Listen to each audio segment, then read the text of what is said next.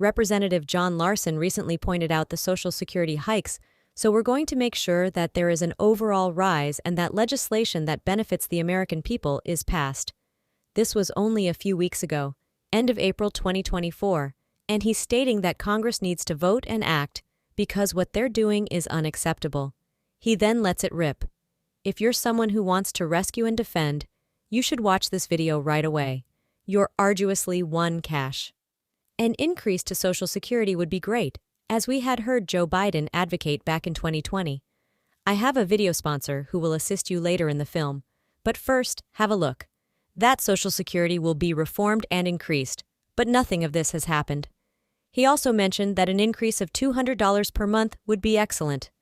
This was included in the Social Security expansion legislation, which was put forth by Bernie Sanders. President Joe Biden did not support the $200 monthly increases to Social Security that were offered, nor the reforms to the tax code or the way it is calculated. However, what is being discussed is that one of the components of this plan is the John Adams Social Security 2100 Act of legislation that has the potential to be passed, and it is in line with what President Joe Biden would like to see passed. I will remain updated on this and show you the video footage that has Representative John Larson recently stated that it is time for Congress to act to reform Social Security, raise payments, and assist those who depend on it. We also recently witnessed an interview with Representative Larson with Forbes Breaking News, and he discussed in detail the necessary changes to Social Security. Stay tuned for additional updates at the end if you get any of these fixed income benefits from the Social Security Administration, whether they are retirement, SSI, SSDI, veterans, or other benefits. I know you're going to want to watch this video, so let's get right in. However, before we do, please do me a favor by taking a moment to hit the like and subscribe buttons if you enjoy the updates. Let me tell you a little bit more about the innovative company I Trust Capital, which is giving an old investing account a new spin. Staying updated is completely free, so why not take advantage of it? About the sponsor of today's video. Many cryptocurrency and Bitcoin aficionados hope to hang on to their money for many years, if not decades, which may expose them to a hefty tax burden should the trend of cryptocurrency and Bitcoin continue. To recognize how successfully it has been integrated into I Trust Capital, the top cryptocurrency retirement platform in the world. To put it simply, this is an inventive way to invest in Bitcoin through a retirement account, even a Roth IRA, providing you with the tax shelter impact. And you have the option to roll over current retirement accounts. This means that if you'd want to diversify into other assets, such as Bitcoin or other cryptocurrencies, a rollover could be just what you need.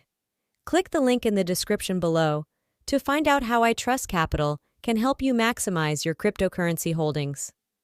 Thanks to today's video sponsor, they have performed $8.7 billion in transactions on behalf of over 200,000 investment clients. Please check them out by clicking the link in the description below. I have faith that Social Security is the best anti-poverty program.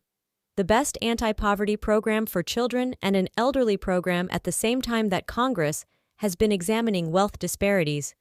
It only needs to look at its own inaction. More than 50 years have gone since the U.S. Congress increased Social Security. Everyone in this room is aware of how important it is to do what needs to be done for the American people.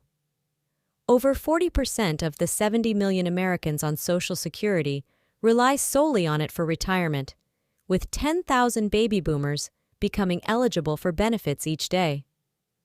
Democrats possess a plan. We're going to ensure that there's an increase across the board and that nobody can retire into poverty.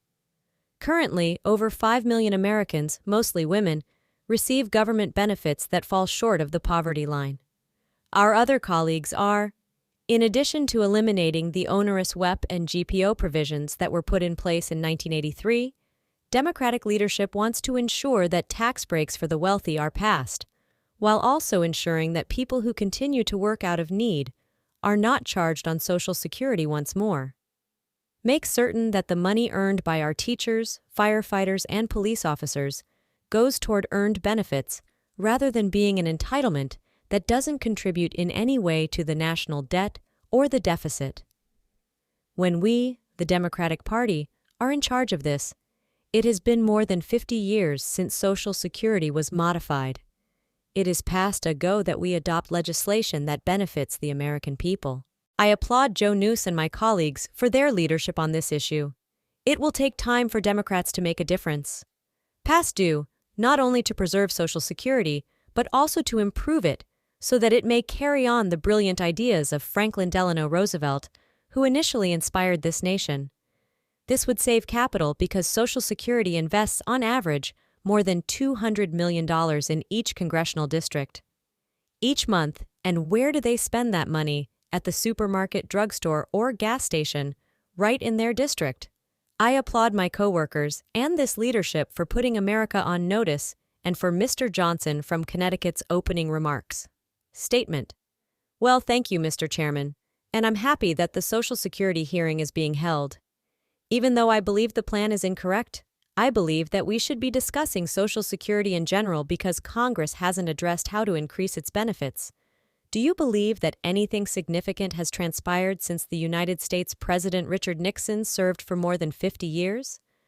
I applaud Garrett Graves, Abigail Spranger, and the more than 300 members who have signed on to H.R. 82. Have they taken such action because they see how clearly unjust it is? That's only a small portion of what's wrong. There hasn't been any improvement in more than 50 years to the country's top anti-poverty program for the elderly and the top anti-poverty program for kids. It's a disgrace to us that we aren't even able to have a hearing. We deserve a vote too. People should be aware of the positions taken by their representatives in Congress. Just think about it.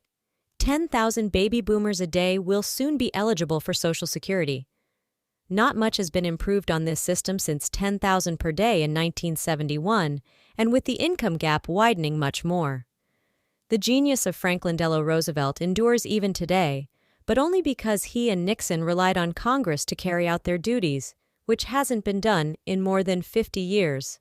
Associates, I could go through this subcommittee's roster and tell you precisely how many people receive Social Security benefits and how much money is sent to your district each month for them. 40% of American pensioners receive Social Security benefits, but none is wealthy from them. Since Congress is the only body that can change and has done nothing, it's the one advantage they have. For this reason, my good friend, I think it's necessary that we have this conversation. I support the intention to repeal both the GPO and the web, but I think it should be paid for, as it is in Social Security 2100, in order to address a variety of difficulties, including the more than 5 million Americans who receive checks that fall short of poverty during this prosperous period, as well as to derive and prolong Social Security's solvency. Government checks below the poverty line. They were informed to, don't worry, the system will take care of you if you paid into it. Well, most of the time, that's true, and we don't have to go back to 1929. We just need to go rewind to 2008 or 2009, when folks saw their 41K grow to 101K, and Social Security never missed a payment, not for a pension, not for a disability, not for dependents or a spouse. For this reason, Republicans, Democrats, and Independents all unanimously support its improvement. Why aren't we able to work together and say, look, there's only two things you can do: cut benefits or raise revenue? You can speak all you want, but those are the only two options available to you in the end. Actions that you can take that will directly affect people. I concur with President Biden. Let's raise the maximum on individuals over 400,000. Doing so will prolong solvency into 2066 and fund other improvements, such as allowing no one to retire into poverty, such as the fact that those who work beyond retirement are not taxed on their Social Security benefits because they are required to. Mr. Chairman, we need to discuss Social Security 2100, and I embrace all of the suggestions we've adopted. Into Social Security 2100, which most recently included Mr. Buchanan's as well. With that, I give it back. Okay, that's all. Please let me know what you think in the comments section below. If you like it, you'll want to watch the interview that, if you'd like to see more, click on this video right here. John Larson gave an interview with Forbes Breaking News, where he goes into detail about some of the changes and things that need to happen with Social Security. Representative John's son is strongly pushing for Social Security, but as I cover it and provide you with all the information, it is the most recent information available. I'll make sure to update you on this channel, and again as more information becomes available.